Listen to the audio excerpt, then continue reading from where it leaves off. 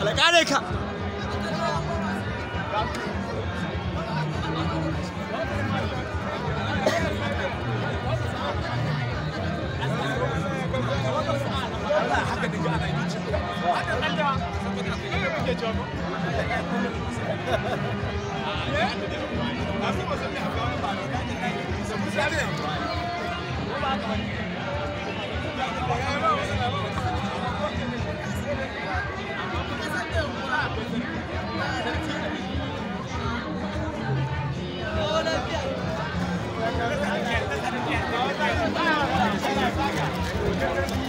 Na za mu shiga wani labari. A baya ka sai su sai an jima ma ma su.